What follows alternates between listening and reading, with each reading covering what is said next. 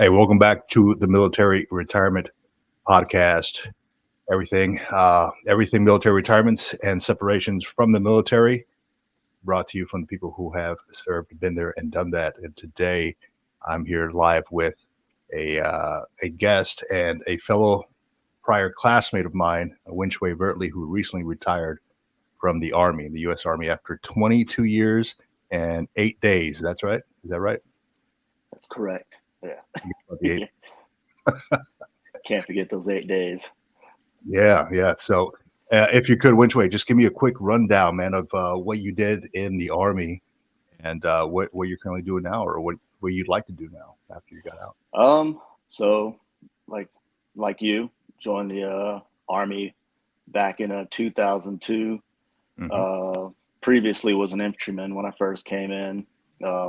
Just full of piss and vinegar, just like everybody else. And my brother was a big role model for me, and he was an infantryman back in the 90s. And I knew exactly what I wanted to do when I first came in. Did 6 years, like I said, of that. And after one long 16-month deployment to Afghanistan, I said, that's enough of that. 16th month. Yeah, 16 months. And came back, met the love of my life, and decided I needed a change in jobs. So decided to reclass and went into logistics as a unit supply specialist. And I did that for 16 years until I retired. So when I deployed to Iraq, I noticed like my deployment was only maybe 10 months. I noticed that a lot of the Army folks are there for almost like 2 years at some time. Like why is that? Why is it so, Bro? why is it so long? From what I know was just with the rotational op tempo at the time. The Army at the time was so constrained by the amount of people that we had that we were forced to hold what we had. I remember my first deployment was to Iraq in 2003, and that was supposed to be a 6-month deployment. And I was with the 10th Mountain at the time from upstate New York, and we were there with the 82nd Airborne, and they left after 6 months, and we were one of the first units in country that had got extended to 12 months because they had no one in place to replace us. And that just kind of became the norm throughout that the whole war on terror. And my second deployment was the same thing. We went to Afghanistan. That was supposed to be a year. And we were up on the mountains. I remember that like it was just yesterday. We were up in the mountains, and we were like, this is going to be our last mission, the last big mission. It was snowing. It was cold. And they made the call up to us, and they said, hey, when you guys come down, like, don't bother packing up. The 82nd isn't coming to rip with us. Nobody's coming until June. Right. And that extended us an additional 4 months, and we were already beat the hell up from 10 and a half months at that point. And that turned into a 16-month. So dude, I can't imagine that. So I know that when you do so many months, right, deployment, they give you R&R, right? I was just at the cutoff. They gave me, I think it was a week of R&R. We went to I forget the name of the Air Force base in Qatar. And it was like it was like Disneyland or something for military. They had like pools, and they had rec rooms, and I was playing some Korean kid playing ping pong, and of course I'm losing to this guy, right? It was a whole lot of fun, right? For all service members out there. I attempted to extend I recall going and talking to my OIC. I'm like, hey, I'd like to extend for more time because they give you 2 weeks of R&R if you extend past like a year or something. Right. This is at the time where they had like the World Cup going in Germany, and I was like, I really want to go to Germany for the World Cup, And they're like, yeah, we're not going to extend you for that. So you're out there putting in the time. I'm trying to put in the time, and they're not letting me, right? So, but yeah, I mean, I can't imagine, man. Yeah, even when I was R&R out there, I recall talking to an army guy. I'm like, hey, yeah, I've been out here for I don't know 6 months or something like that at the time, and I'm like, what about you? He's like 18, all Yeah. self. I'm like, ah, Just always dirty for like no matter how much you shower, you're just dirty, dirty. yeah, It's like yeah, yeah, always mad for no reason. yeah, and you were limited to like Yeah. 3 beers at the time, right? So everybody's going for the Foster's beer, like the big old beer. It tastes like trash, you know. Yeah, they when my like I Terrible. said, my first deployment to Iraq, they sent me to Qatar, and I'm not Mhm. a really big drinker, but like you said, they give you like three tags or three tokens, I think, per That's day. right. That's And right. I would just sell mine, and all these raging alcoholics that are out there. I'm like, hey, I got these for Oh, 75, $100. They're like, yeah, dude, I got it. I'll oh make man, it they're back once I get back scratching their in. neck. Yeah, Let me get some of yeah. that beer. Yeah, Yeah, so I went back in the country with a couple dollars in my pocket. yeah. Why not? So you were probably at the same Air Force base then that I was at. Yeah, yeah, Yeah, more than likely. yeah. Yeah. They had like an auditorium that looked like they had like a storefront set up. Yep. Yeah, Uh, get a and yeah, that nice haircut, nice yeah, long hot shower. I think they had a swimming pool and stuff out there. Yeah, it was great. yeah. It was definitely a good reprieve from reality. Yeah, yeah, it was, man. It was we had I think it was like the Washington Commanders now, right? Back then it was the Redskins. Their cheerleaders came out there as an R&R thing, right? Like MWR thing. So that was a good time, you know. They're coming out there in country to entertain the troops or whatever, right? Yeah.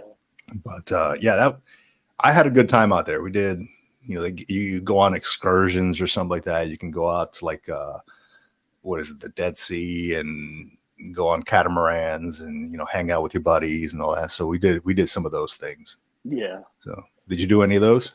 I went. They had like a little day cruise Mm-hmm. that they took us out on. That was really nice. Like you said, out onto the Dead Sea, and Yeah, it was like one of those like meal cruises where they made these that's like right. kebabs and stuff. The Oh, lamb kebabs. yeah. Oh man, they Yeah, were so good. And yeah, like you said, you just hung out, and then they let us go out into town, and they had like a nice mall out there that had Gucci and all kinds of other stuff that I couldn't afford because I'm a private at the time. But again, it was nice to window shop. But yeah, it was actually a really really good. Like you said, I think I was out there for about a week, and every day yeah, it was something like that that you were able to do, and it was really nice. yeah, yeah. So I love my time out there too, man. I think I did the same catamaran cruise you did, and it was kind of a strange thing because as we were getting on the boat, like the guy had to go and negotiate with like the sheikh, with some money, like provide him money or something like that. And it didn't seem like it was like already predetermined, like the No, amount. I don't think we were on. Oh yeah, I don't think we were on the same boat. Yeah, it Okay, sounded like all right. some bad. So I'm like, yeah, he's like handing over, like, I don't know. I didn't see the transaction there, but I'm like, is this legit, man? Like, you know, No, but mine was a little more legit than that. yeah, yeah. So, but I mean, hey, I had my doubts, but the kebabs are good, so I let it slide, man. I let Yeah. it slide. Yeah. No, and then you get to jump off the boat and do like the whole banana Yep. boat thing, and yeah, Yep. that was a good time. That was a good time. So yeah, man. So what? So you did that, and then like what? You came back to the States after deployment. So how was that transition coming back from deployment to going back to like Um, garrison? you know, the first the first half of my career was very, very much on the go. In total, I had four deployments that Hmm. added up to about 54 months. Yeah. So the first half of my deployment, I was literally home for a year, gone for a year plus. So that adjustment was definitely hard at times, and learning how to not be on the go when you're at home, Yeah. and uh, learning to be present with your family and with your Hmm. wife, and uh, really learning how to reconnect with things that aren't really familiar with you anymore once you get home. Right. That was really hard. And we did go through some struggles with that because, like I said, just you're basically learning to live two different lives, right? Right. A deployment life where you're constantly on the go, uh, high op tempos, high, you know, ev- everything's always go. And then you come Yeah. home and you have a little more freedom, and you have this person that you haven't been necessarily able to connect with for a year plus, that you're kind of learning to readjust the just being with.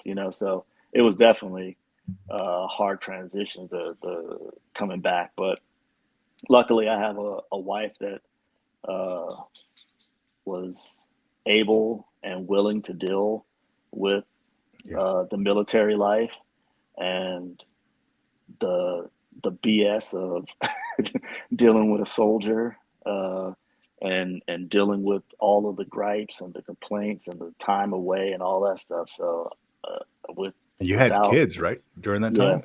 yeah. So So how was fortunately, that?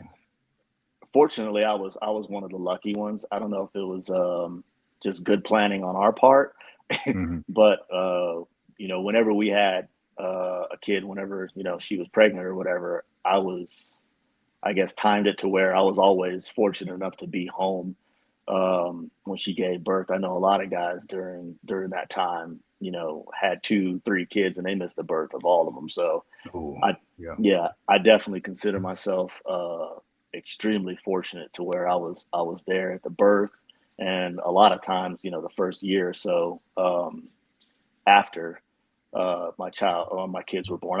We have three kids, um, Hmm. and so I'm definitely fortunate to where I was one of the lucky ones that I could be here and be present during the birth of my kids. But even with that, like I said, you have to learn to, especially with my first child. We had him during a deployment. I was fortunate, like I said, I was able to come back from that Okay. deployment, but then I went right back to the deployment for another 10 months afterwards. So by the time I What get home, he's was that? almost. Did it just work out like that between the deployments, or did like the command let you get off and then go back home? And So my first child, I was actually forward in Iraq, and I yeah. just planned my leave around when Oh, okay. when we expected my Yeah. wife to give birth. Um, and I fortunately, like I said, was able to make that. But as soon as she gave birth with him, I Hmm. went right back to Iraq, and I was there for 10 months. Um, Wow. so by the time I got back with my first child, he was already He was already walking, huh? Yeah. walking, and Holy. like I said, you're almost a year removed, from the most critical months of a child's life. So Yeah. we really needed to learn how to deal with each other, be with each Yeah. other. Do Who's that. daddy? Yeah, Yeah. so That's a punch in the gut, dude. Like you see your kid born, and you're like, all right, mission comes first, right? So you got to go back. That's rough, dude. I yeah, can't imagine that. Like I don't have that. I never had that, right? I was there for, my all my kids' birth, and I wasn't deployed for any of that stuff during any of that time. So it was rough. I think the hardest part for me, even close to you, was I was at TBS, the basic school. That's like when enlisted go to become officers. They got to go through a training process. Essentially, it teaches you to become platoon commander, essentially, right? So it teaches you like the fundamentals of infantry officer training and all that. right. So this TBS course, and my wife was pregnant during that time. So during the end of the TBS, probably the last month, I kept talking to my SPC, which is our instructor, and kept in contact with him and let him know, hey, look, I need to leave a little early on Friday. I might not be there for formation. I'm alive, so I'm not UA or anything. But I need to drive from Virginia to North Carolina because I don't know if my wife is going to give birth this weekend. So I did that for probably the last month. Every weekend I was over there. I was constantly on the phone with the wife every day, like, hey, how you feeling? Everything good? So that was kind of stressful, right? And I had to hope that I made it there on that 3-4 hour drive from Virginia to North Carolina to be there for the birth of my kid. So sure enough, he was born about 3 days before I actually graduated from TBS. So I was able to make it there that weekend. So that's probably the closest experience I've had to your deployment experience. Yeah, like I said, that story's definitely echoed through. I know a lot of guys, and like I said, I know a lot of guys who have completely missed out on the birth of their child, first years of their child, because of the rotational being dictated by rotations or training events, even. So like I said, on that, I've been incredibly fortunate to be there for those moments. Yeah, and that's just the life we chose, right? We signed this check, with our lives, with our time, with our families, saying that we're going to be there for the mission, and that's just the way it works. Sometimes you can't really plan around that. As a first sergeant once told me, "Hey, son, the Marine Corps did not assign you a wife. Okay, you did not get issued a wife. You will be here at this formation at this time." Yeah. So I was like, "Hey, you better deal with it." Yeah, you got to deal with it, man. So yeah, but all is well now. There's no more deployments for you unless you really want to go back, right? Oh no, dude, I don't really want to go back. So I've gotten all that out of my system. So yeah, no more deployments. Yeah, that's good. That's good. I see you got the beard coming in too. How long has it been since you actually got your DD-214 and all that stuff? So let's see. I went on terminal leave back at the end of April. So I've had my DD-214 at the end of April. Yeah. And I just actually officially retired on the 1st of August. So I've been a free man for been a free I've been a free man for a few months now, living this life. Man. And I've been trying to grow this beard since April. So yeah. Oh well, it's coming in, man. You got the Abe Lincoln going on. Looks like. No, you ain't got a lot to kick it. That's that struggle life right there. Oh man. So yeah, it's coming in, man. It's coming in. If anything, just kind of keep the front and whatever. If you watch like Instagram and TikTok and all that, they got those little powder sprays that you can spray on your face too. I'm about to get one of those little airbrush kits and just start hitting it every day just to fill it in. Some folks actually get those things tattooed on their face. I was seeing online that like these dudes get like the dots tattooed on their face, and I'm like, what happens when you actually shave it? Once I start getting my first retirement checks and stuff, I'm gonna get that done right here. Oh yeah, is that right? You got the Eddie Munster going on, is there? Oh man, I'm getting there myself, man. Hey, but that comes with age, dude. That comes with age. I take that as a badge of honor. My kids make fun because you can't see in the back, man. But I'm going like straight like Friar Tuck. I got like there's nothing going on really back here, so you can't really see it from the camera here. I'm good. Everything back here is I just got that that RoboCop going on right here. So I get that robo. Yeah. All right, Logan. All right, we got you. Oh yeah, here we go. We got Kyle Maine said stubble tats. Yeah, I'm not gonna get any stubble tats, man. What happens if you shave that? You're like, you forget about it. Maybe I'm gonna shave it off, and then you got like half stubble, and then nothing there. You got Yeah, to bust out the Sharpie, man. yeah, like I wouldn't even know where to get the this is all like I feel like a kid going through puberty where like hair is growing in places I never knew before that it could. Yeah. So I wouldn't even know like where to get stubble tats at or so. I don't know. I hear they do a fine job over in Turkey if you ever go out there. I live close enough to Tijuana where I can probably get that stuff done, right? Yeah, on the Stubble low. tats and calf implants at the same time. I'm telling you, man. Yeah. So for everybody out there listening, man. So we actually I met Winway in high school. We actually went to high school together.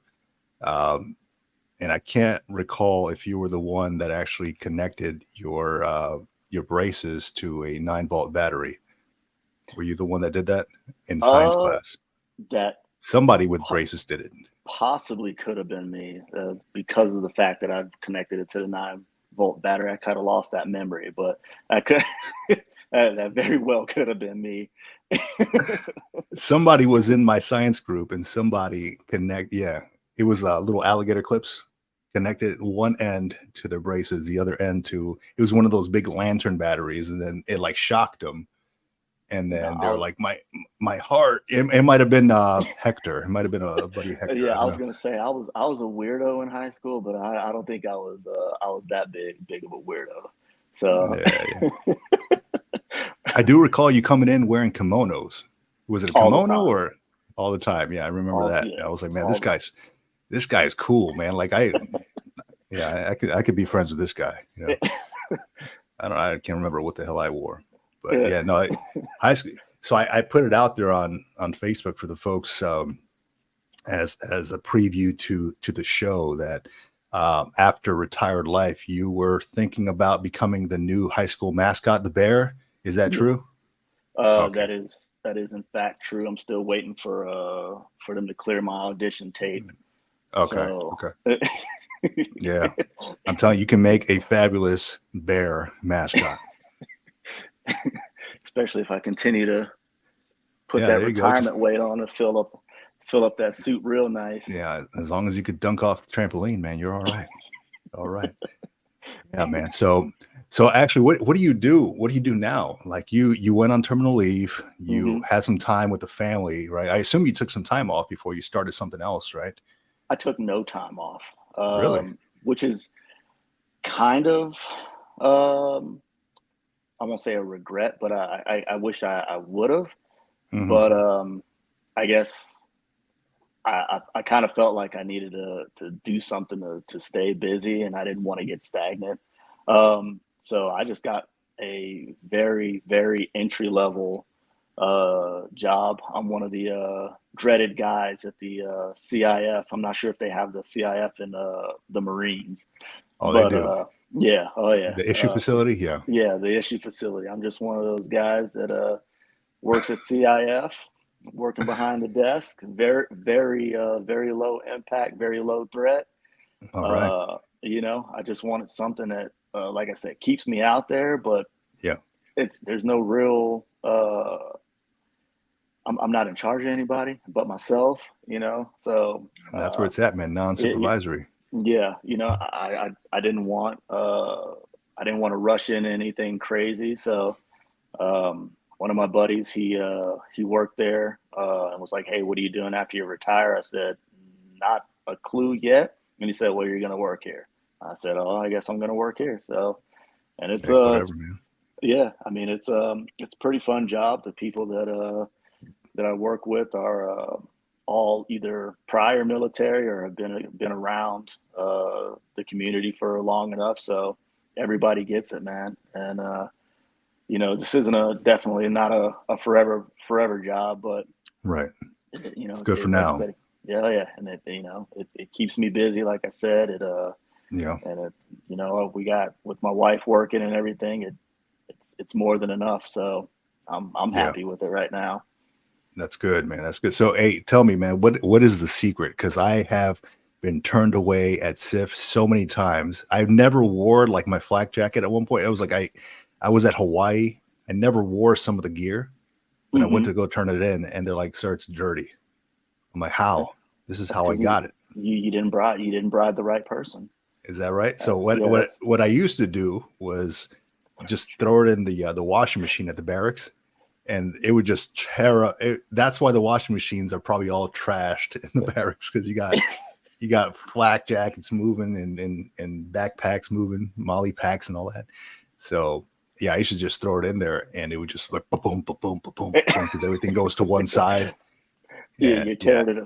Fortunately, the CIF that I work at is what they have a as long as there's no heavy debris or bodily fluids of any type, we'll take it. that's a So must. That's a yeah, must. yeah. So I'm not going to tell everybody exactly what CIF this is, but because I don't want people rushing in there, but yeah, ours is super low stress. I've gone through it a few times where Yeah, you've washed a piece of equipment 8 times and you still get turned away, yeah, yeah, but not where I work now. Like we take it, look at it, yeah, it's been used, and just take it in. So yeah. yeah, Hell yeah, man. Yeah, I those are like the nightmares, dude. I hated doing that.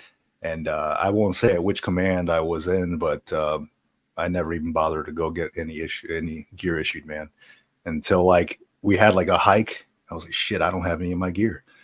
So I had to go to SIF and I had to go get gear issued. So and it's so it was a funny because must. like I'll have colonels come in and be like, "Hey, Yeah. sir," hey, and just treating you like the Like nicest. I'm gold. like, Yeah. like gold. I'm like, wait, this is so funny. They're training like this is the hardest event that they've ever had to go Yeah. to was Yeah. the CIF turn You in. you are the you are the holder of their destiny, man. You hold the key to their freedom, dude. They can't Yeah, check out without you. I'm just like, if you only knew, I'm just gonna take whatever you put over here, uh, yeah, regardless. But I'm gonna take all these compliments, and I'm gonna let you be as nice as you want to be to me. I'm gonna take your stuff regardless. Yeah. Hey, Colonel, back of the line. Yeah. Back of the line. You back there. You with those eagles in But the yeah, I back. mean, like I said, it's a very very low stress. Just I've honestly been enjoying it. Like I said, I wake up, I don't feel stressed out about going to work. I know that nothing's gonna stress me out at work, so that's what I was really Yeah. after retirement. Yeah. So do you feel like you find enjoyment in it because you're around military still, but from a different perspective? I do. Yeah. I do. It's still a community that, like you said, you're familiar with, and that you still have a real connection with. And yeah, I mean, it definitely has made the transition way easier than probably just jumping into a corporate job or something that where the people that are around you probably won't get where you just came from. Hmm. And like I said, it, it's um, it's it's definitely made it a lot easier to transition out. All right, good, good. Yeah, I noticed myself when I was looking at different positions, a lot of them being fully on civilian positions after I got out. And I thought to myself, like what, like I have a certain demeanor, right, about me. And many military folks do after being in the military for, 10, 20 years. Um, you have a way of talking. And my way of talking would probably get me in trouble in a fully on civilian, employment Right. job. So I currently work with the Navy now, which is cool, right? These cats are all cool, right? So yeah, and they're even worse than I am. So I'm like, oh shit, like did this person just say that? All right, whatever, I'm not gonna say anything. So it's just fun, but yeah, it definitely is. It'll hit you hard when you go from like going full on military, being around the military all the time, to then looking for maybe shit. I'm not a candidate to get a job at like Disney World because I'd get I'd get fired on the first day, dude. Put it that way. Oh yeah. I would not be able to put a smile on and just be happy at all times. No. Like, hey, you can't say that, sir. I'm like, well, I just did. So what's going to happen now?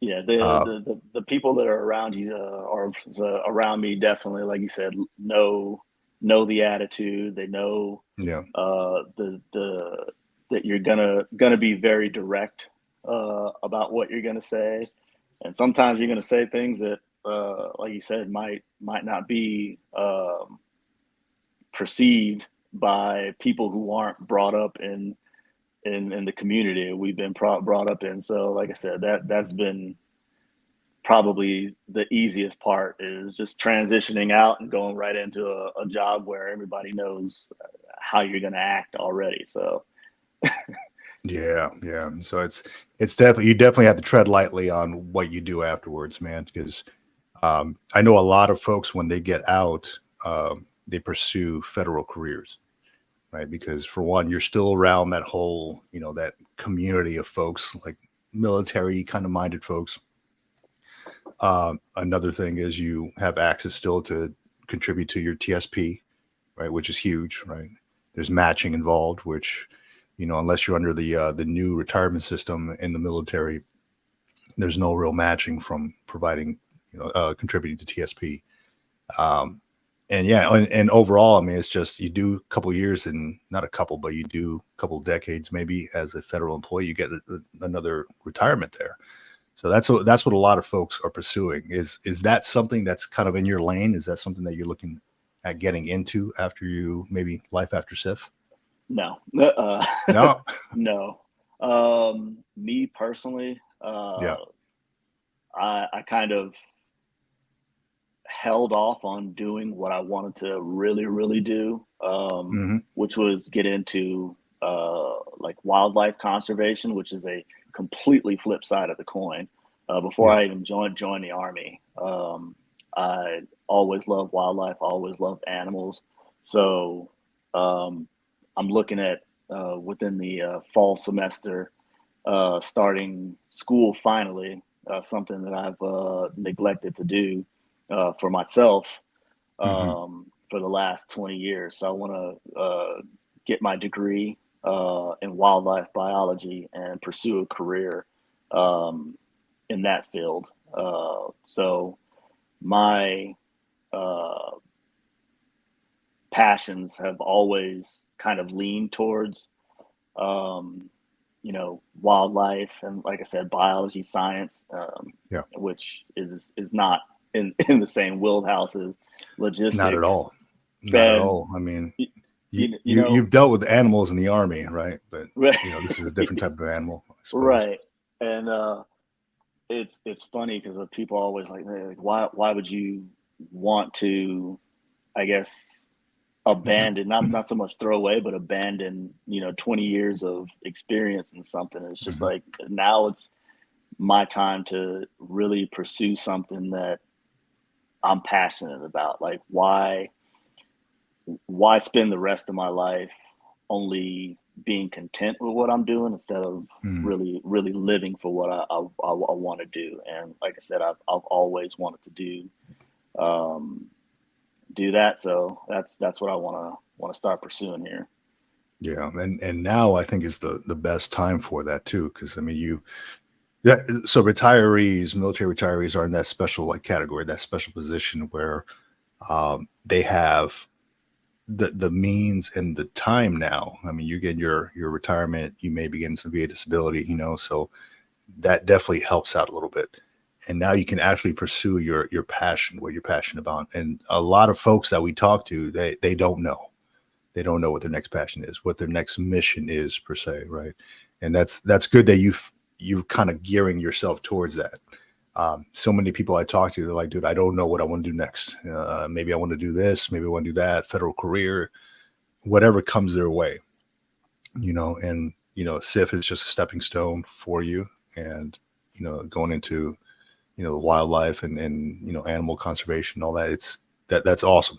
A lot of folks don't have that, and they're stuck in their jobs, and like they don't have a means to get out. As Right. military retirees, we do. It's awesome. Yeah. I mean, I think a lot of people that I've talked to, Hmm.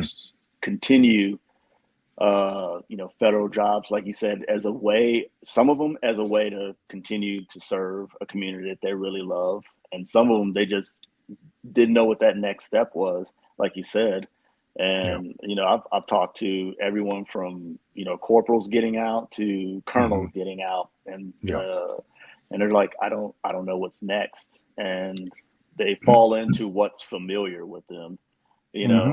and which is nothing. There's nothing wrong with that as long as you are happy with what familiar is. Yeah. Absolutely, run forward into it. But like I said, I'm looking for that thing that's going to take me into those Yeah. final years of my life, the sunset years of my life, and just look back and go, I did this plus this, and I loved everything that I did. And you know, like I said, I put Yeah. that on hold for 20 plus years, and I'm ready to Hmm. I'm ready to go after it. Yeah. And we got a comment here from Copious Cat. Mentions that's so dope. Department of the Interior or Department of Forestry would recruit you. That may be an avenue if you want to get a second pension. Who knows? That might be up your alley. Um, but yeah, something to think about. Something to look. I mean, there's different avenues with that. Department of Forestry. You can go do something, work for a nonprofit. The world is your oyster. You can do whatever you'd like. Right. And I think a big part of that, and I know you went straight into SIF, but you had a lot of time to think about it too. You said 20 years. A lot of times, and it worked out like this for me as well.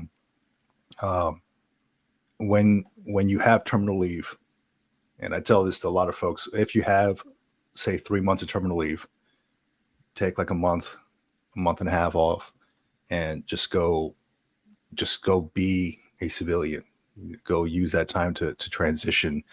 Go use that time to maybe you want to, I don't know, work in something else that you've never done before, just to get some kind of education on how things work. That's I took time off. I took a month and a half off before I started anything new, and in that time I kind of learned a little bit about myself. And I became an art instructor. Like, I do a lot of art, right? I do a lot of like visual arts and stuff, and I became an art instructor. And I teamed up with this organization called Armed Services Arts Partnership, ASAP, and awesome organization. They support veterans. It's veteran run, so it's everything from, they do public speaking to storytelling to visual arts to story writing, all this good stuff. So I jumped on as an instructor, first as a class, and then an instructor as a visual arts instructor, and took people down to downtown San Diego here. And I was like, man, I really like doing this. Like, it was just a very chill job, right? And it turned out like I volunteered for the thing, and they're like, hey, actually, we'll provide you all the supplies and pay you a little bit of money too. I was like, shit, this is cool. Why not? I'll take that. But yeah, ever since then, I was like searching for jobs at like museums. I'm like, man, dude, I'd love to be like a museum curator, or look Yeah, at art all day. Some of the art I'm not down with, like the performance art. Like dancing on butter or whatever the hell you see at museums. Yeah, I've seen stuff like that. I'm like, I don't know, man, but visual arts, drawing and painting stuff, that's all me. that's right up your Um, alley.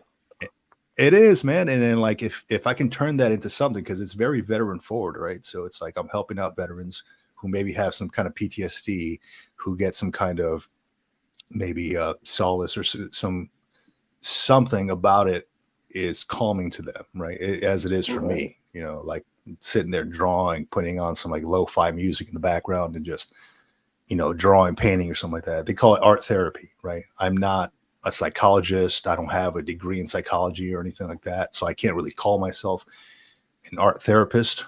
I can call myself a therapeutic artist or whatever. There's a way around it. But yeah, that's like, I think that may be something I want to do. But again, I'm just trying out different things. Right now, I'm working Right. with the Navy. Right now, I'm doing this thing with the Navy, and that's cool. It's right. It's providing income. I'm doing what I got to do. I'm learning stuff. Is it going to be my next 20-year career? Probably not. And But same as you, like, I think that's what's so cool about seeing people that you've known for a long time too. So like I said, we've gone from goofy ass kids in high school, and I've seen, from afar your transition into who you are now and all the avenues that you've been willing to take, and your willingness to try different things in entrepreneurship, and with your art, which has come a long way, by the way, from the stick Thank you. figures Thank to, you. to like full on, like really Stick beautiful figure. sketches. Yeah, really beautiful sketches and stuff that you do. Yeah. And it's I have to say, and I'm gonna probably sound like a goof, but I'm extremely proud of who you become, man.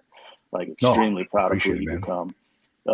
From your transition from, like I said, high schooler to Marine to warrant officer, the father, entrepreneur, all these things, and Yeah. to be able to, like I said, see somebody that you grew up with, who are friends with, who you can now really respect as a grown man, like that's Mhm. that's huge to me, man. Like I said, the community that you're building here with this channel and your social media and all that stuff, like that I use constantly. I'm always on there searching, asking you stupid questions, and you're always willing to mentor, willing to mentor and provide anyone who Yeah. comes with an avenue. So, like I said, man, I'm really proud of you, of Well, I who you appreciate that, man. Yeah. become, man. Like Thank you. wholeheartedly. Yeah. I feel like I had to make a change since high school, man, because I was just high school wasn't for me, dude. And I was just like, I did the bare minimum, and I hear it all the time. My dad's like, "Hey, what the hell's up with this report card?" I'm like, "Oh shit." So, Yeah, I mean, dude, it was high school was rough, man. High school was rough, and I really it wasn't, though I had fun because I was kind of a goofball and I had like a ton of friends, and I had a good time in high school. hmm Uh, the actual academic part was not like that. That wasn't for me, right? oh yeah, And I really struggled in that. And I was like, you know what? So many years went by, and you kind of have a revelation when you go to the military, right? And you're like, okay, if I want to get promoted, I got to learn stuff, right? I got to go to these academies. I got to step up, right? And that's when I started kind of developing a sense for education and how important it is. It was like, damn, I really wish I would have put more effort back in the day. And yeah, and then ever since then, it's been like just, hey, let me pursue this education, let me pursue that. And whenever there was somebody like pissed off, oh, I got to go to sergeant's course, I got to go to corporal's course. I'm like, dude, don't look at it as a freaking like I have to go to it. Look at it as free training, free education that they're giving hmm you, man. The military is providing you this leadership education. Dude, take it, yeah, And on top of that, do your TA, get your civilian education too. Because I know civilian education only holds so much weight when you're getting promoted. They're looking at like, hmm your professional military education. Like, do you have whatever your staff academies? Do you have your corporal's course, sergeant's course, whatever it is, your NCO course? That's what really matters, man. And yeah, it wasn't. I feel like I had that revelation too late after high school. Like I wish I would have. When I started seeing people getting their like college acceptance letters, I recall sitting next to, I don't know, I forgot her name, Michelle, I think it was, and she was like, "Oh, I got a acceptance to Ball State University or Ball University or whatever, or Ohio State." I'm like, damn, like I'm going to Valencia Community College, like, and not that there's anything wrong with that, but right. I simply didn't apply to any universities or any colleges because I was like, there's nobody that's going to want me. Why Yeah, even apply?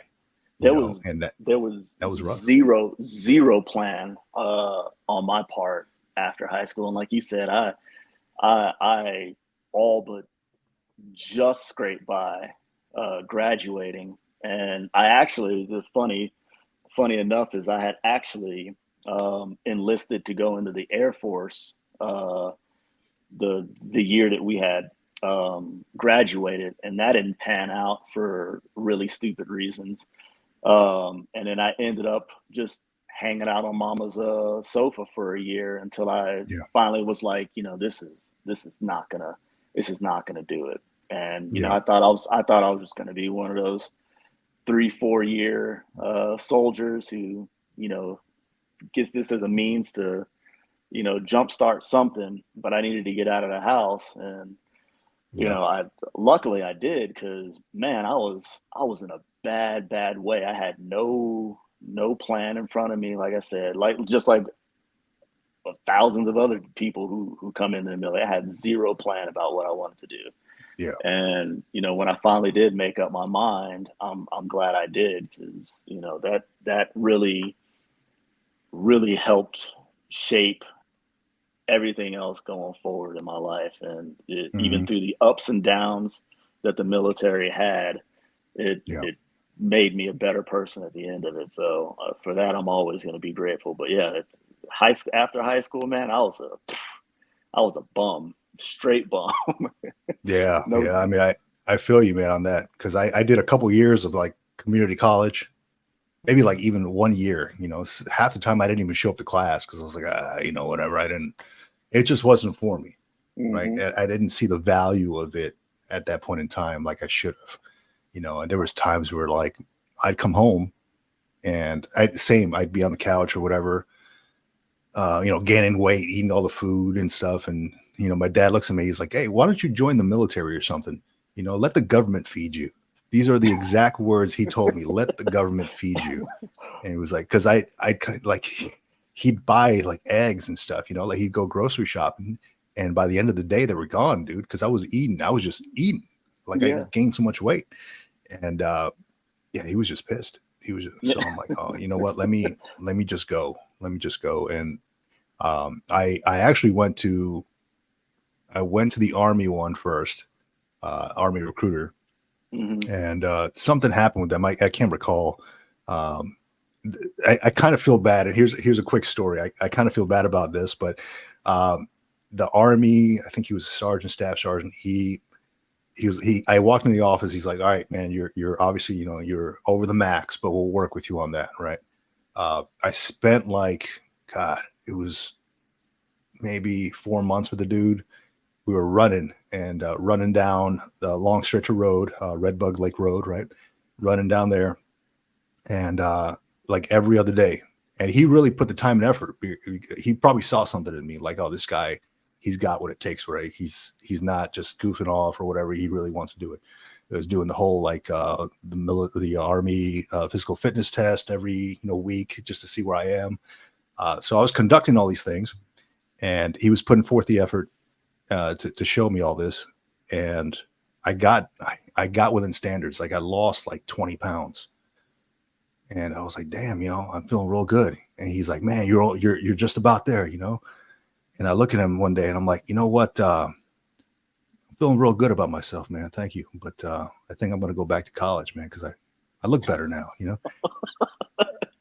And he was like, he looks at me, he's like, are you freaking kidding me, dog? Like I put in 4 months of work on you. I was like, I don't know, dude. I'm sorry. It's just like, the girls are looking at me now, like, hey, I feel pretty good about myself, and dude, he was so pissed, so That pissed. poor dude didn't make mission because you wanted to hit the He beach. didn't. Yeah, exactly. Because I was like feeling good about myself. He's like, yeah, now, now I'm gonna write a zero this month. Yeah, that poor guy, man. So he was all pissed. Um, and then I signed up when I was in high school, right? I signed up one of those little letters. I submitted one saying I'm interested in taking the ASVAB or whatever. Took the ASVAB out there. Then I got a call from a Marine recruiter, and he was like, "Hey, I saw you. You're looking at joining the Marines. What are you thinking? You want to come in the office?" And I'm like, "Hey, nah, I don't think so, man. I'm looking at college right now." And he's like, "Do you know what you sound like?" And this is straight what he told me. Like I'm not even sugarcoating it. Straight what he told me. He's like, "You want to stay in college? You don't want to join the Marine? You know what you sound like? You sound like a whore." And I'm like, "What?" I'm like, that made no sense to me. I'm like, "What?" And he's like, "Come in the office, man." I'm like, all right, let me go see what this guy's about. I'm like, for one, I'm like, why am I gonna go pursue this shit after this guy's name calling me, right? But I'm like, in my head, I was like, I'm not gonna let him talk to me like that, Like, you whatever. can't So talk to me like, yeah. exactly, I was like, what the hell? So I ended up, going doing the debt program with them, and I actually enjoyed it. It was like a good group of folks out there.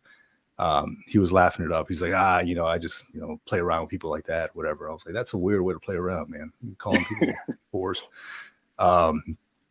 Anyway, yeah, the rest is history. The rest is history. It's 20 years in. I didn't think I was going to go past my 4-year mark.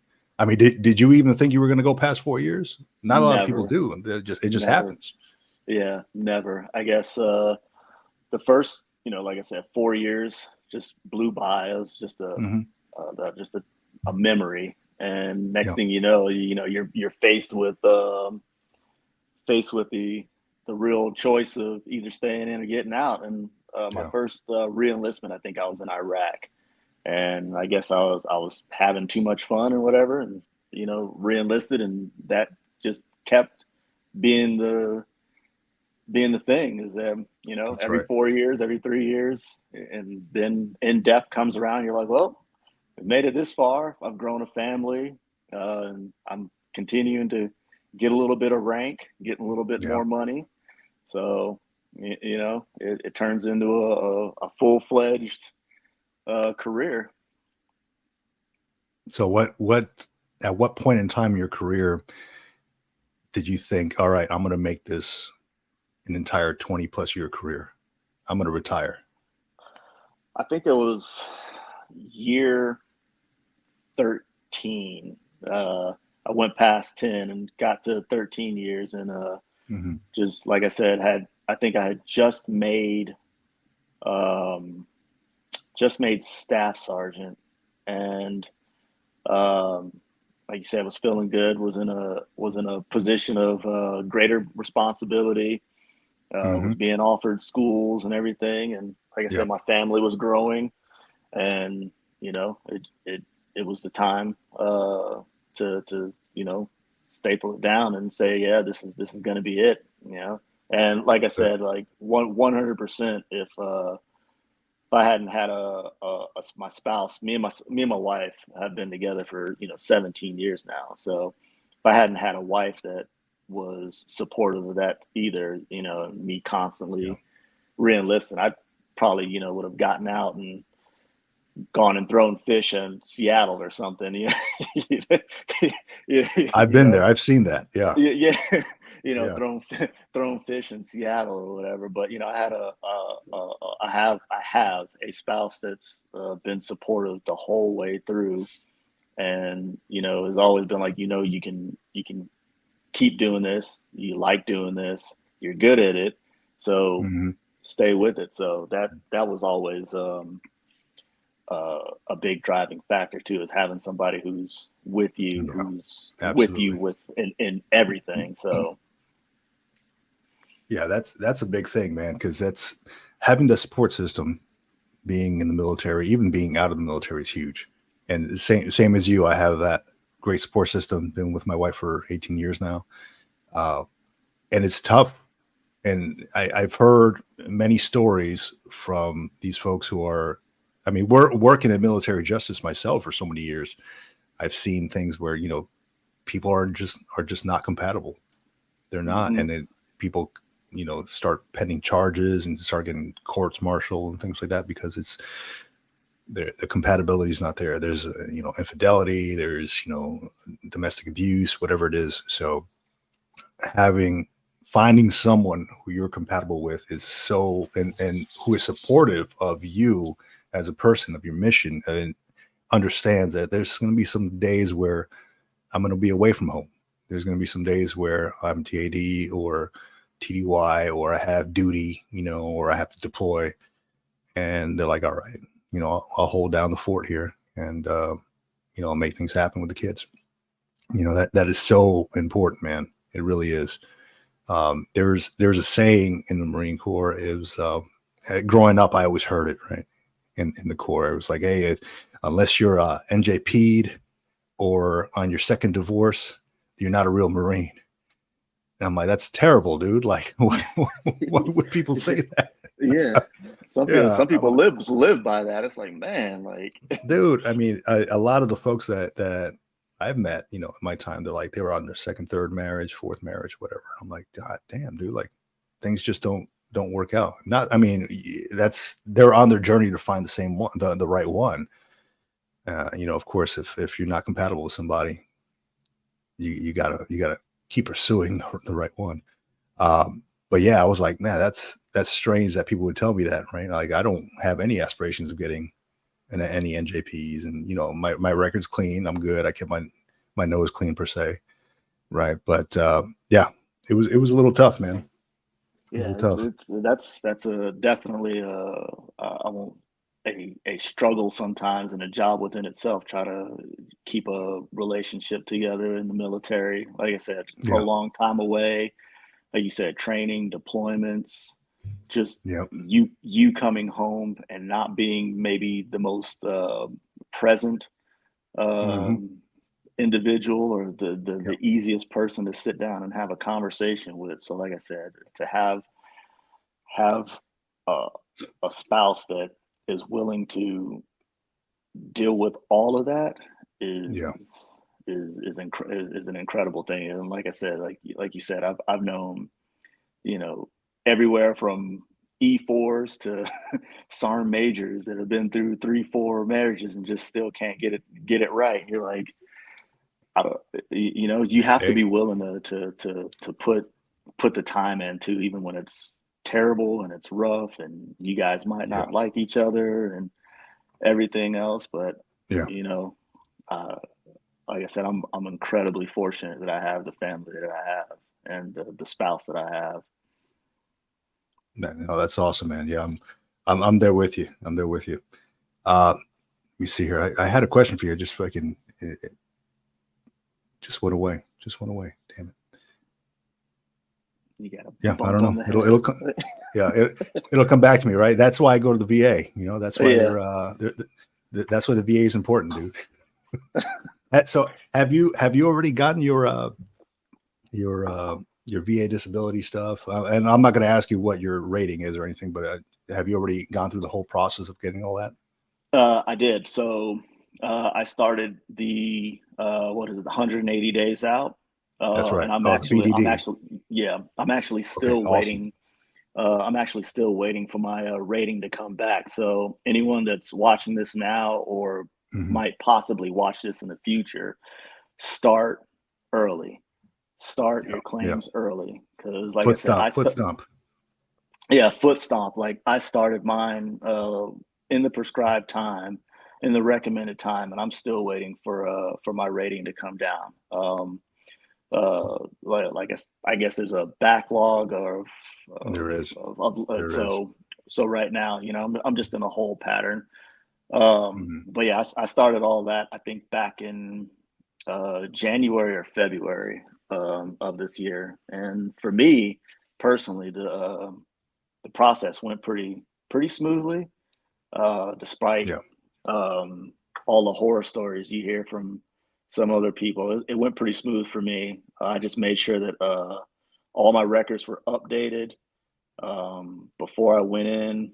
Um, Even before I started my claims, I made sure with my providers at the local level that I had all my records updated. Anytime that I didn't feel well, I went in, got it documented, made sure that I checked up on past injuries that I had, TBIs, and all this other stuff that I had. I made sure that I checked up on. So, like I said, right now I'm just holding off for my rating right now. I think I'm in step 5 right now.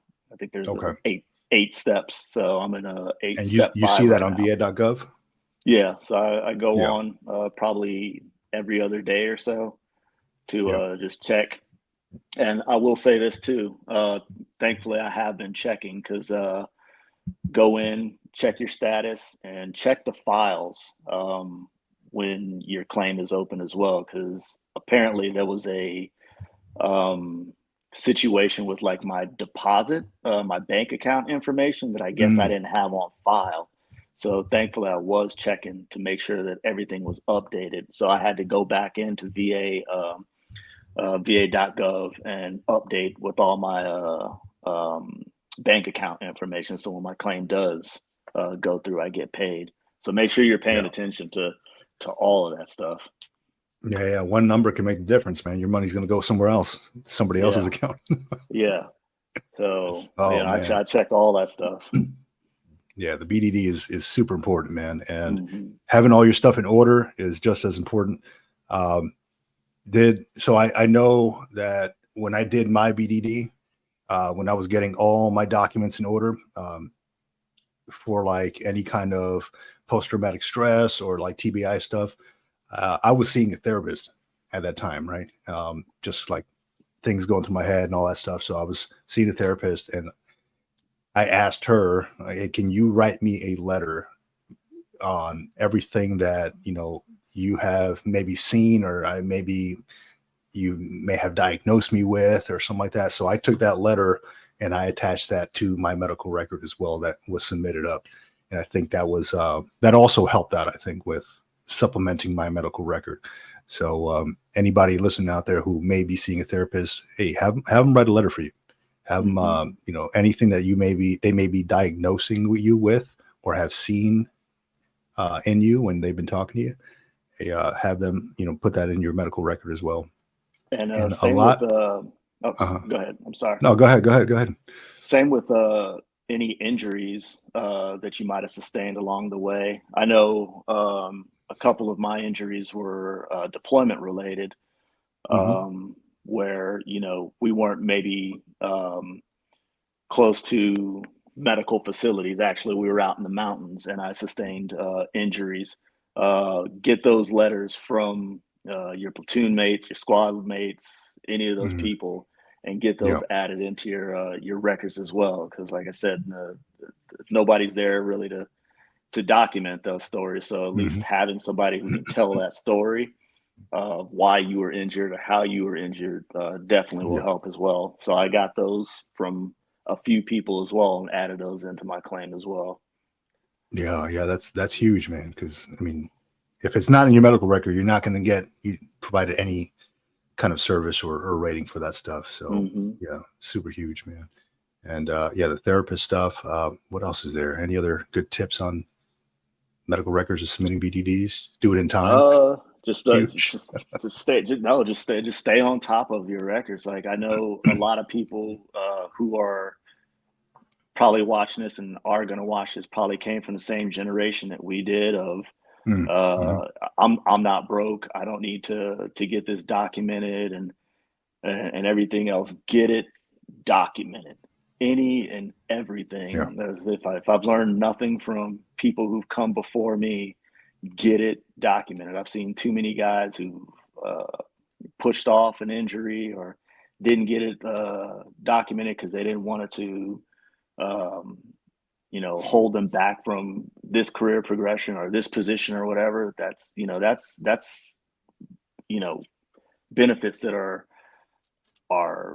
due to you or owed to you now. So take care of yourself now, because it's only going to benefit you and your family in the end. So get Oh, absolutely. everything documented. Yeah, absolutely, man. And one thing I'll pass on there too is when I was going through my medical record before I actually submitted it. So I put in the request through the medical records department. A week later, they sent me these files with, it was like three different files because the Navy has switched so many programs, right? And so I had all my medical records within three programs. And I noticed a lot of the medical records that I had in there from civilian providers, or the Mhm. the civilian providers, they were not in there. Like they never actually talked.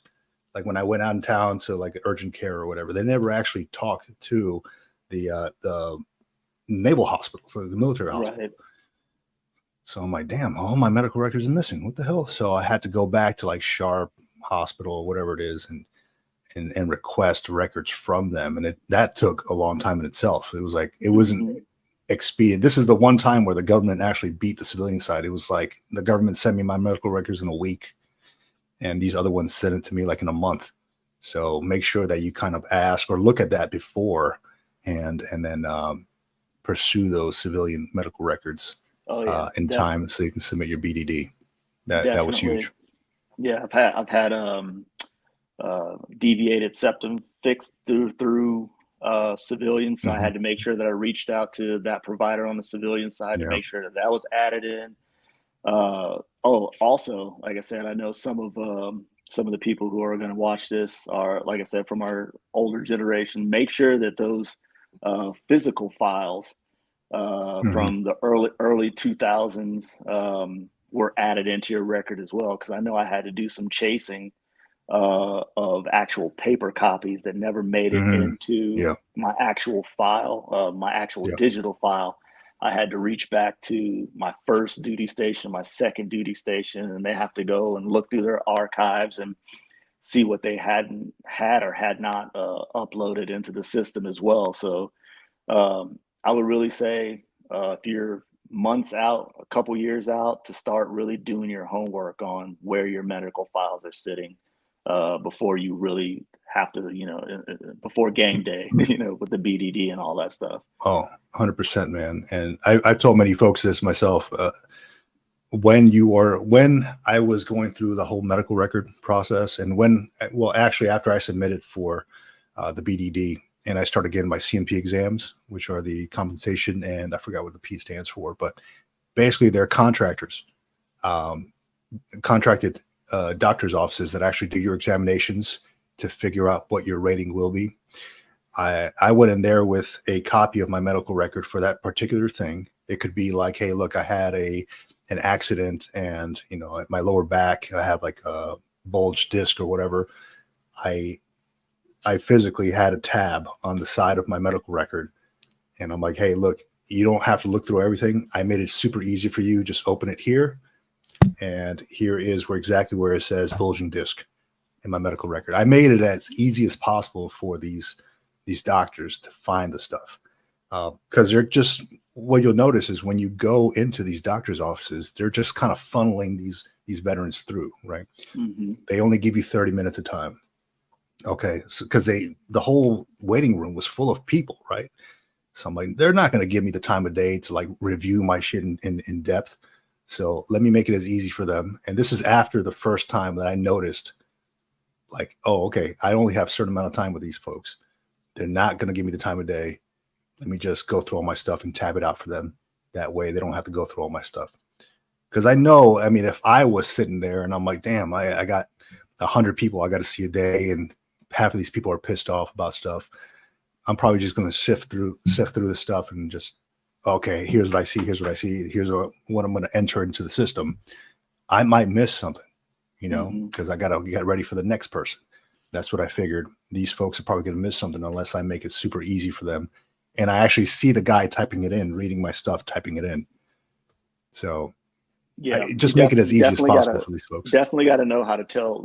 You might not get as detailed as you bringing your file in, but you definitely want to know how to tell your own story about Yeah, how yeah, those injuries happen, and yeah. the better you can articulate how that stuff happened, those injuries occurred or whatever, or were sustained, then the better off you're going to be. Because there was a couple of times where I went in and they ask you a question, and I'm like, oh man, I have really having to think about it. And like you said, that really gave way to the next couple times of, you don't. I'm not trying to falsify anything, but you definitely want to go in and have your ducks in a row of what Oh, you need to absolutely. tell them. Yeah. So, because like you said, and plus they have to sift through, the BS of, okay, this guy's, trying to work the system, and this guy's Mhm. actually telling the truth, kind of thing too. So, Yeah. they know what to look for. Yeah, yeah. I'm sure they see that stuff all the time. So it's like, whatever, and that's the tough part too. Cause then I go on all these Facebook groups. I'm a member of many of these veteran Facebook groups. And I see a ton of folks like, hey, look, I only got rated for 10% on whatever, on PTSD or whatever. And they're like, oh, I deployed 8 times, and, I've been blown up and this and that. They only gave me 10%. I was like, dude, you got to advocate for yourself. You got to know how to present your story to these folks, not to exaggerate or anything, but just Hmm. like literally say, look, here's what I'm feeling. Here's what's happening. Here's what's going through my head. I don't feel right. Here's the medical records to prove it. And sometimes there are no medical records where you what you just mentioned comes into play, where you have to get like these buddy letters from your platoon mates, platoon commander, whoever it might be. Hey, we encountered this incident at this time, so and so was present during this time, he was hurt, and include that stuff in your medical record. And some folks don't do that. And then you see these people on Facebook groups like, hey, how do I present this, a year later, 2 years later? As I do, that's an uphill battle, man, because they're so backed up. They're looking at BDDs first, and then they're looking at the rest of the stuff. And it might be like years down the line where you even see something. So very important. The whole BDD process is very important when it comes to that, man. Definitely. Very important, man. Yeah. So so aside from the wildlife, man, how's everything, the wildlife aspirations of being a wildlife expert, the next crocodile hunter or whatever it is? What are the plans, man? Any trips that you've taken or anything else with the family? Just taking some time to decompress? I'm taking suggestions on vacations because it's funny story. Yeah. 20 years plus, and I have never been on vacation. So what? Really? I have all my adult life, I have never been on vacation. I've been on leave plenty of times, but I have never taken a vacation. So it's time for me to me and my family to take a serious vacation. So I definitely want to plan one probably within the next year or so.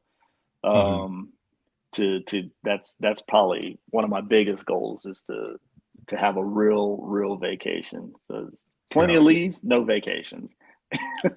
Yeah, no, I'm with you on that. I've taken many vacations myself, but I've never been really present during these vacations, and even on leave. I'm sure you've been on leave many times, like you mentioned, and I've always had the mission in the back of my mind. For some reason, it's like I'm never at ease. So I need to take a vacation myself. So what are the plans? What are you looking at going? Well, maybe Puerto Rico. All right. I know you've been to Japan, which I'll always hate you for that you were stationed in Japan, because that's like a that's like a dream of yours. Yeah, that's a dream destination right there. So that's one that I'll probably take the kids back to Florida, stay with Mima, and then take the wife and go to like Tokyo or just go around Japan or something like that. That's definitely on the agenda. I mean, right now the plan is no plan, and just kind of I guess figuring out the way forward, and also just being happy and being able to not really be stressed out about having to figure out what's next, because I'm already here. That weight in itself and that being lifted has been so great. Like the level of stress that I've had with just not having to always be on, like you said, and think the next thing that's coming, or whatever. So I'm just taking it a day at a time right now. Yeah, no, that's a good mindset, man, because we've been on for so long, right? It's hard to decompress when you're on leave, when you're, with the family. You're not. Some folks, I know me, I'm speaking from experience here. Like I'm not completely present in the moment, partly because I'm always thinking about work, or was always thinking about work, right? Because, being a leader, things affect you. I would get calls 2-3 in the morning or whatever. Hey, so-and-so is, just got arrested, or, just punched a cop or whatever, whatever the situation might be. And I'm like, oh, damn it. Like now I got to go deal with this stuff. You no longer have to deal with these knuckleheads, right? So you can be on with your family at all times, but it's, decompressing is a must, I think. And Puerto Rico is beautiful, by the way. So is Japan. So, I'll tell you, if you go to Japan, keep rubbing that. No, go. I'm saying go, man. You've got the time now. Go, man. Especially, you're working at SIF. SIF is going to give you some time off to go out there. Mm-hmm. Yeah. No, but when you go to, if you do happen to go to Japan, the perks of being active duty and a retiree is that you have access to these hotels that are like military only, and they're beautiful, right? Like in Japan, they have what's called the New Sano. It's right by Tokyo. It's one subway ride away from Tokyo. And you walk in, it's like you just walked in like the Four Seasons or like the Hilton or something like that. Like I don't know, some ritzy hotel. They even have like a Right. Navy Exchange downstairs, like a small Navy Exchange. And they have several restaurants on the property. They have a whole pool and gym and stuff upstairs. So it's beautiful and it's military only. So it's a perk that's for us, for active duty and Right. retirees. Hawaii has the Halikoa, which is right next to like the Hilton Hawaiian, and it's right in front of the beach. So you have a beachfront view, and they actually they price it by rank. So whatever your rank is, or retiree, I think it's retiree rank as well. That's how they price your stay. So very, very convenient, especially if you're going to be visiting these spots. I don't know if there's any in Puerto Rico, but you might want to look into it. Yeah, I'm gonna look into all that. So it's time to Yeah, go on I'm telling you. vacation. Yeah, yeah. I'm also planning my own vacation here. It's like now that I have all this time off, it's like, what do I do now, right? Like, you got your retiree, you got check, you got your VA disability, all that stuff is being taken care of. Now I have time to focus on my family. Where do we want to go Mm-hmm. next? So, yeah, Where's where's what are you thinking of next? I'm playing around with Portugal or Scotland. I really, really, I'm a fan of Scotland. I like castles. I like the old kind of Middle Ages type of feel, Right. right? Like photos of Edinburgh, kind of that I'm attracted to that. Um, yeah, I don't know. I really like Scotland. I've been playing with Iceland too because I'm intrigued by Iceland. I don't know why. It's a short flight from like the East Coast. It's Mm-hmm. only like a 5 hour flight. Scotland's a little bit longer. Portugal, of course, is in Europe. So I'm kind of thinking about it like this: like, if I go on vacation, I want to take my kids because I feel real bad being away from my kids when I go somewhere. So I personally I do, like, I want to experience it with them until I Mm. get there, and then they start complaining and arguing, and I'm like, why did I bring them? Yeah. But I want to experience that with them because I've been away from them.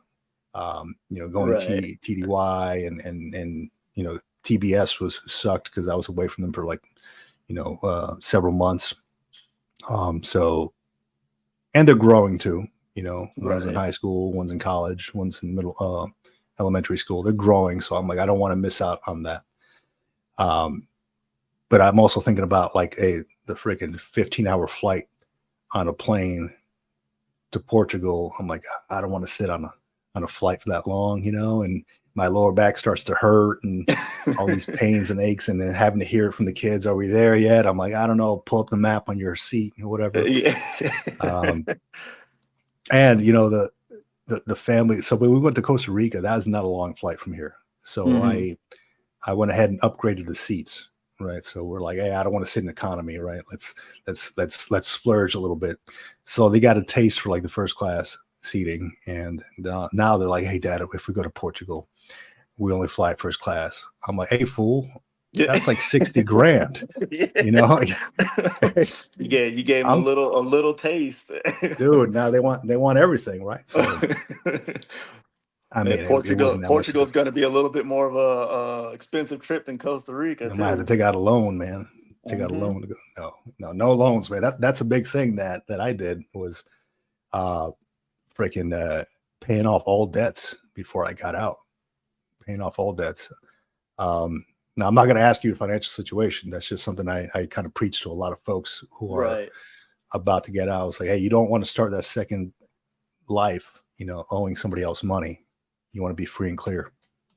So I will say that is probably I won't say one of the regrets, but things happen. For the most part, we are debt free. We have what I would call manageable debt. Yeah, that's good. Yeah, my wife's car that was paid off was getting a little older, so we had to take on another car. But again, we're not Yeah, going out and getting a brand new $90,000 Cadillac or anything. So payments are very reasonable. And yeah. actually, the month before, uh, or excuse me, a month after I went on terminal leave, is we closed on our very first house. So I wanted to Oh, make sure that, yeah, congratulations. yeah, thank you. That's I awesome. wanted to make sure that our debt was, extremely manageable, taking on a mortgage and everything else that comes along with it. So nobody Yeah. told me too, like closing on a What's house that? and being a homeowner is is a smack, man. Like all the Yeah. stuff you gotta pay for, and Yeah. and all, man. Like so, we set ourselves up in a way before we got out. Like I said, it's very very manageable debt, and I know probably within the next, I'd say year, we'll probably be sitting right where you're at, debt free. So Yeah. we're very comfortable where we're at right now. That's awesome, man. Yeah. I experienced the same thing. So I've owned homes in the past, right? And when we bought our place here in San Diego, we went from base housing, which everything is paid for in base housing. Hmm. Your all your you get the bill, right? But you don't actually pay for that. Your utilities Right. and all that good stuff, light bill, electricity bill, water bill. So again, when I started receiving the bills for the water bill, for the electricity bill, um, I started limiting stuff. I'm like, hey, the AC does not go below 76, right? The lights are off when you leave the room. You know, I started putting I when I started listening to the water on the shower, I'm like, hey, you've been in there for. I started knocking on the door. Hey, you've been in there for more than 5 minutes. Get the hell out. So Yeah. it's hey, it really because every little bit counts, man, and you start getting those bills. It's like, damn, Uh, I did not realize this.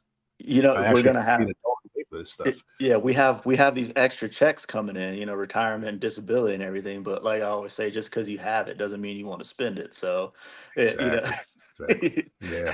Yeah. It's eh, 100% true, man. you You want to know, hold on to as much as you can on that. yeah. You know, So you and can that's go to why I think that the Portugal other, first class. no, I promise you that's not going to happen. If anything, I will fly first class with my wife, and those kids will be in the back somewhere. I'll let with somebody the else with the deal with those serving kids in cart the back. working their way to Portugal. That's it. I'm like, hey, do you fit in this luggage? Get in. No, man. Yeah, but that's we've been playing with the idea of going different places, and I feel like now I'm able to get away a little bit more. Every weekend is more like a vacation for me than it Hmm. was before. Because every weekend before, while I was active duty, was like, all right, gotta ramp up. I'm sitting here with my like notebook and stuff on a Sunday. I'm like, all right, let me see what I got to do for tomorrow. And then I get in the next day on Monday, and I'm like, okay, let me see if there's anything else I need to add. Go through emails and stuff like that. And it was just a grind, man. It was a real grind. So now it's like I don't have to listen. I don't have to think about that. Like I'm a DoD contractor, and I'm grateful for that. Right. Um, I'm grateful for that life, but I don't really have to. It's a job, It's a job, is Hmm. what it is. So it's not. I'm not supervisory. I don't have to write reports or fitness reports on anybody, which is awesome because when you have like 10, 20 people working under you, that thing is a pain sometimes when it comes time to submitting fitness reports. But yeah, thankfully I'm not supervisory. I don't have to think about that stuff. It's just like go in, do my job, clock out at 4, 3:30, whatever it is, depending on what time I come in, and that's my day. Go And on that's about my it. day. Yep. Yeah, And that now is and then it. go fight Southern California traffic after. Yeah, that's That's that's pain. that's a that's a self-inflicted wound right there. I don't feel bad for you It for that. You chose that Cali life, so. it is a self-inflicted wound, man. It's the weather out here is great, and that's why we wanted to stick around. And my wife already had a job here, But I don't know, man. I'll be honest, California was not my first preference in retirement locations. Mm-hmm. Yeah, it was more like I was leaning towards Florida too. You know, my family lives out there in Florida. I was leaning towards that. I was leaning towards North Carolina because we had a place out there in North Carolina. Right. Um, I was more looking at places where like property taxes were exempt, where it's like very veteran friendly.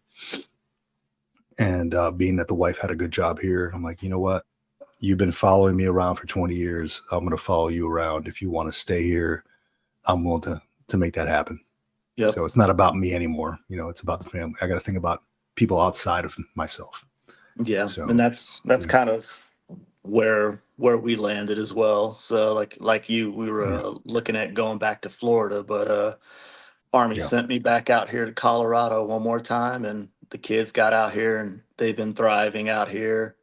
Like you said, the wife has a job out here that's she enjoys.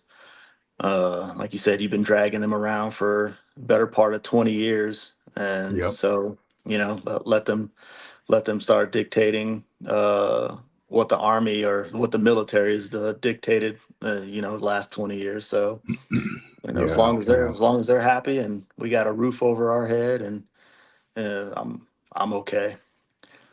Now I That's will good. say at some point we probably will be back in Florida because Colorado's nice, but these hailstorms and the weather is not retirement weather out Mhm. here at all. Is it So is it it, what is it hot out there? Is it too hot or what? man, it is hot as hell out here during the Really? summertime. You would think that all this melanin that I have, that I be you know wouldn't get sunburned. I get sunburned just about on a daily out here. The sun is that intense, and the hailstorms. We Yeah. had to have somebody come out. This is a brand new house that we're in, not flexing or anything, but Right. brand new Right. house that we're in, and we had to have somebody come out and inspect our roof because we've had like three hailstorms since we've moved in. Oh, damn. So yeah, so Colorado's a little rough. Yeah. I have not been through hailstorms. I probably encountered one, but it was very, very minimal. Doesn't that like affect your car too? Like doesn't it, like dent your car and stuff if Yeah, it's parked yeah, outside? yeah. Oh yeah, yeah. There's people. So apparently, there was a big hailstorm back here in like the great hailstorm of 2018. There are still people riding around with their cars just destroyed from 2018 because they're like, I'm not getting it fixed because I know it's gonna happen again. It's Right. like softball size hail that came through. Yeah, so I'm just waiting for that one to hit, but so far so good. Yeah. So if you move back to Florida, you thinking about going back to where you grew up? Um, ish, yeah, in the Yeah. same area ish. Yeah. Yeah. Um, the cost of living that Hmm. we when we grew up there, it was small town living. Oh, it's Now gone it's up. a Yeah. it's yeah it's a full-fledged like city now, Yeah. with full-fledged city prices and stuff. So Yeah. um, yeah, but like I said, friends and family are back there. Support Yeah. system is back there.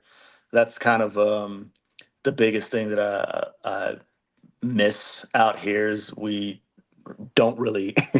It's a little sad, but we don't really have that many friends yet out here. So I was kind of in like a hold pattern of, hey, we're not going to stay here forever kind of thing, or so we didn't Yeah. really you know make a big effort to plant many roots because we were like, okay, we're going to move to Florida. And like I said, things kind of evolved Right. and changed, but now we're kind of uh by ourselves in terms of like not a lot of friends or family out this way. Hmm. But getting back to a place where you have friends and family would be nice, but that'll come with time here too. Now that we're Yeah. planting roots and stuff here, so once we get Yeah. back into the community and stuff. Yeah. I was playing with the idea of Florida, man. I don't think I could do it there. I moved away from there for a reason. um, like really anywhere. Like I wouldn't move. I grew up in Jersey too. I wouldn't move back to Jersey, right? I felt like a lot of these places were like I had to get out of this hole that I was in, so I had to move elsewhere, and it's funny how things work like this because now that I've moved into so many places, I went from Jersey to Florida to California, lived in North Carolina, Japan, Hawaii, California now, and it's like nowhere really feels like home. So I don't Right. even after getting out, it's like damn, I don't like I'm getting antsy now. I've been here for probably 4 years because I retired out of San Diego, and now it's like I'm getting antsy. I kind of want to move again, right? Because you got that itch, like, hey, every 3 years you're moving. But I'm like, I don't really, I don't feel at home here. So it's strange. It's strange how that works. Like nowhere really feels like home. And then when my Right. wife asked me, like, hey, look, where would you want to move? I'm like, I don't know. Uh, Nowhere, somewhere. I don't know. I It's don't like know where I want to I move. just know that the feeling has me feeling like I need to move, but I don't know Yeah, where exactly. Yeah. exactly. So it's a strange predicament to be in. It's like I don't really want to be here much longer. The kids like it here. My wife loves it here, but I'm like in deep down inside, I'm like, this is not the place for me right now or Right. anymore. Past a couple of years, so and that's something that is mentioned by a lot of veterans that I talk to. Like, hey, look, nowhere you're so used to moving around so much that nowhere really feels like home anymore.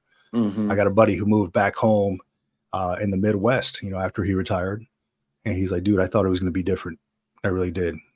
So he's thinking about moving back to San Diego because I mean, there's a big military community out here anyway. And he knows people out here, so I'm like, yeah, it's rough, man. That's why I didn't want to move really back to Florida um, or even North Carolina. Even here, dude, I have like I don't know that many people, so because I didn't think I was going to stay here, so I made no effort to really plant roots or get to know a lot of people here. So yeah, it's rough, man. Yeah, it's definitely like when you it just small things. I'm like, man, I wish I had like a homie to help with the project that I have, and I'm like, I have nobody. Yeah, It's like, yeah. You, or you got to hire the homie. right, you got to hire the homie, or just going out to lunch or whatever. You're like, I have no lunch homie, or I have no friends. so yeah. I go to lunch by myself, and now I'm the uncool kid. So Yeah, yeah. And there's but always that. So I attempt to befriend my wife's friends' husbands, or like my wife tries to put me in that situation where she's like, "Hey, I'm going out with so and so. You know, her husband's going to be there. You want to come?" I'm like, "All right," but these are like so civilian dudes, right? it's These are almost like full on she's setting civilian you up dudes. on a date. And that's what it sounds like. And these are like full on civilian dudes, right? And I'm like, "All right, well, okay." And then I go over there and I start doing my jokes. Not stand up comedy or anything, but we're watching TV or something like that. I was like, "Look at this," and just things that other military folks would find funny, like dark humor type things. And I get a weird look like, the hell's wrong with this guy? Like, yeah, it doesn't work out. It doesn't work out. I'll put it like that.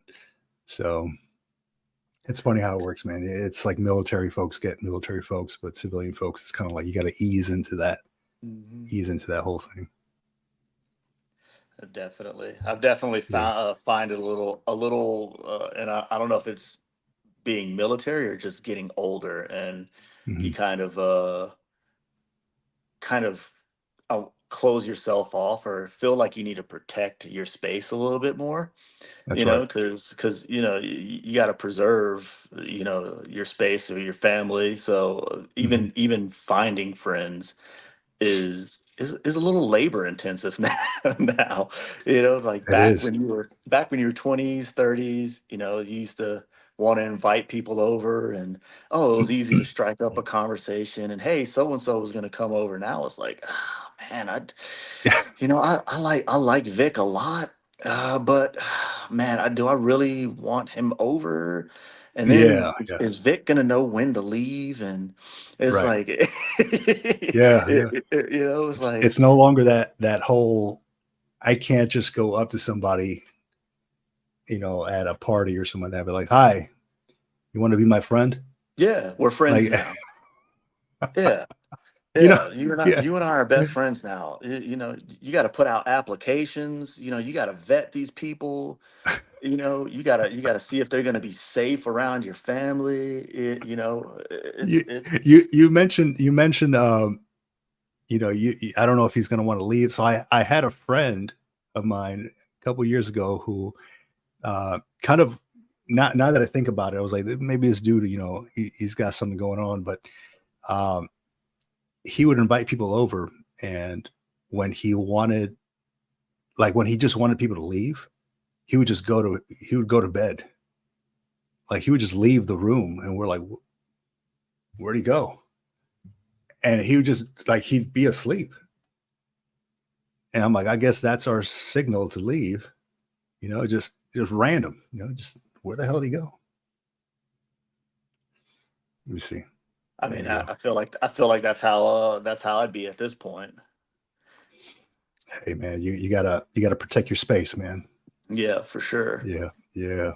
So I'll tell you what, man, we're hitting about an hour and 30. So uh, is there anything, just to kind of close it out, is there anything that you want to share with folks on your experience getting out of the military that maybe you haven't shared yet, or maybe that you think that they should know prior to getting Just out?